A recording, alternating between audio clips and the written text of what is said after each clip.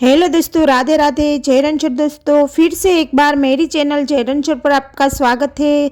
दिल से राधे राधे। और दोस्तों, जो होने वाला है वो होकर ही रहता है और जो नहीं होने वाला वह कभी नहीं होता। जो ऐसा मानते हैं उन्हें चिंता कभी नहीं सताती है। तो दोस्तों, आज के श्री कृष्ण भगवान आपके लिए कौन सा अनमोल संदेश लेके आए हैं, तो आपको कृष्ण भगवान खुद बताएंगे कि आज के लिए आपका कौन सा संदेश है। तो आपको एक काम करना है, आपके लिए सामने दिए गए 3 फूल है और आपको किसी एक फूल को स्पर्श करना है और देखना है कि भगवान आज आपके लिए कौन सा संदेश लेके आए हैं। तो मैं आशा करती हूँ कि जिन्होंने 23 नंबर का फूल चुना है उसको भगवान कहते हैं कोई भी अपने कर्म से भाग नहीं सकता, कर्म का फल तो भुगतना ही पड़ता है। इसलिए अच्छे कर्म करो ताकि फल मिले। जो मुझे ईश्वर स्वतंत्र देखता है और सब कुछ मुझ में देखता है, उसके लिए ना तो मैं कभी अदृश्य होता हूँ और न वह मेरे लिए अदृश्य होता है। सही कर्म वही नहीं है जिसकी परिणाम हमेशा सही हो, बल्कि सही कर्म वह है जिसका उद्देश्य कभी भी गलत ही ना हो। मनुष्य को जीवन की चुनौतियों से भागना नहीं चाहिए और न ही भाग्य और ईश्वर की इच्छा जैसे बहानों का प्रयोग करना चाहिए। ज़्यादा खुश होने पर और ज़्यादा दुख होने पर निर्णय नहीं लेना चाहिए, क्योंकि यह दोनों परिस्थितियाँ आपको सही निर्णय नहीं देने लेती। इस संपूर्ण संसार में कोई व्यक्ति महान बनकर जन्म नहीं लेता है, बल्कि कर्म उसके उसके महान बनाते हैं। तो दोस्तों, जैसे कि अच्छे कर्म करने के बावजूद भी लोग केवल आपको बुराइयां ही याद रखेंगे, इसलिए लोग ना क्या कहते हैं इस पर ध्यान मत दो। तुम अपना कर्म करते रहो। इस दुनिया में कोई भी पूरी तरह से सही नहीं होता, इसलिए लोगों की इच्छाओं को देखकर उनके साथ अच्छे रिश्ते बनाए। अच्छी नियति से किया गया काम कभी व्यर्थ नहीं जाता और उसका फल आपको जरूर मिलता है। सत्य कभी दावा नहीं करता कि मैं सत्य हूँ, लेकिन झूठ हमेशा दावा करता है कि सिर्फ मैं ही सत्य हूँ।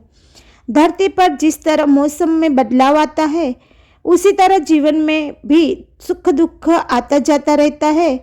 मनुष्य हमेशा भाग्य को कोसता है, यह जानते हुए भी कि किस भाग्य से भी ऊंचा उसका कर्म है जिसके स्वयं के हाथों में है। गलतियाँ ढूंढना गलती नहीं है, बस शुरुआत खुद से होनी चाहिए। मानव कल्याण ही गीता का प्रमुख उद्देश्य है, इसलिए मनुष्य को अपने कर्तव्यों को पालन करते समय मानव कल्याण को प्राथमिकता देनी चाहिए।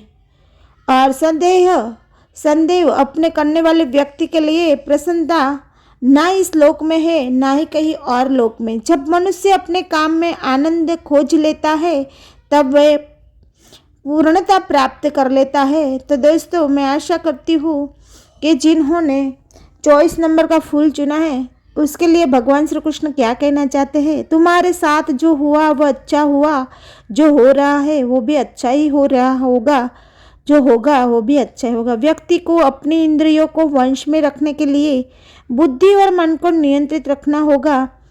परिवार के साथ धैर्य प्यार कहलाता है, औरों के साथ धैर्य सम्मान कहलाता है, स्वयं के साथ धैर्य आत्मविश्वास कहलाता है और भगवान के साथ धैर्य आस्था कहलाती है।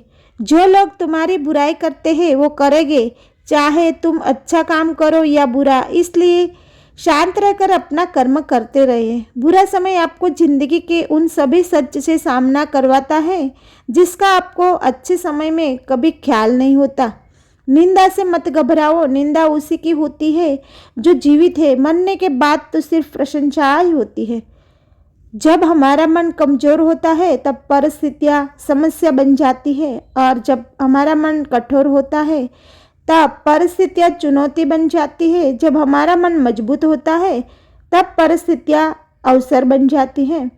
हम जिस मनुष्य पर अति विश्वास करते हैं वही हमारा विरुद्ध षड्यंत्र करते हैं। कर्म का धर्म से अधिक महत्व है, क्योंकि धर्म करके भगवान से भागना पड़ता है, पर कर्म करने पर भगवान स्वयं फल देता है। प्रेम और विश्वास पाने के लिए अक्सर मांगे नहीं जाते, अवसर ढूंढकर उस प्रेम और विश्वास को जीता जाता है। जो जितना शांत होता है वो इतना ही गहराइयों से अपनी बुद्धि का प्रयोग कर सकता है।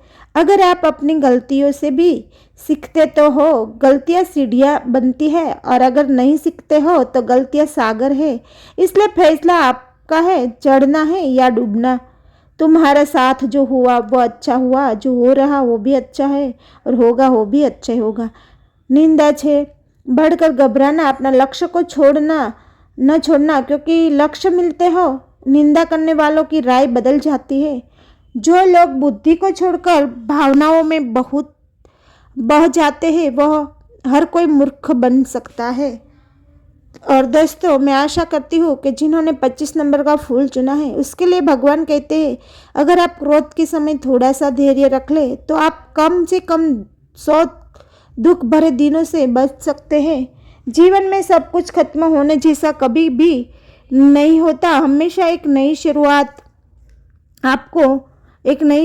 आपको नई दिशा दिखाती है। दोस्तों, पलटता है, सब कुछ पलट देता है। इसलिए अच्छे समय में घमंड ना रखे और बुरे वक्त में सब्र रखना ही ना छोड़े। जो सरलता से मिलता रहे उसको महत्व नहीं रह जाता। अक्सर खो देने के बाद समय, व्यक्ति और संबंध के मूल्य का आभास होता है। चिंता मत करो, क्योंकि जिसने तुम्हें इस संसार में भेजा है उसे तुम्हारी ज़्यादा चिंता है। व्यक्ति अपने विश्वास से बनता है, जैसा हो विश्वास करता है वैसा हो बन जाता है। प्रेरक बुद्धिमान व्यक्ति को क्रोध और लोभ त्याग देना चाहिए, क्योंकि इससे आत्म का पतन होता है। नकारात्मक विचारों का आना तय है, लेकिन यह आप पर निर्भर करता है कि आप उन्हें महत्व देते या फिर अपने सकारात्मक विचारों पर ही ध्यान लगाए रहते हैं। कुछ लोग अपने अधिकार के लिए संघर्ष करते हैं, परंतु अपने कर्तव्य को भूल जाते हैं। ईश्वर की शरण में निस्वार्थ भाव से जाइए, क्योंकि आपको क्या चाहिए उन्हें पता है। संघर्ष करते हुए कभी मत घबराना, क्योंकि संघर्ष के दौरान ही व्यक्ति अकेला होता है। सफलता के बाद तो सारी दुनिया साथ देती है। दुख भोगने वाले आगे चलकर सुख भोग सकता है, लेकिन दुख देने वाला कभी सुखी नहीं हो सकता। तो दोस्तों, आपको भगवान श्री कृष्ण ने दिए संदेश आपके जीवन में उतारिए और बहुत आगे बढ़िए। बस यही दुआ के साथ, जय श्री कृष्ण, जय रणछोड़ दोस्तों, राधे राधे।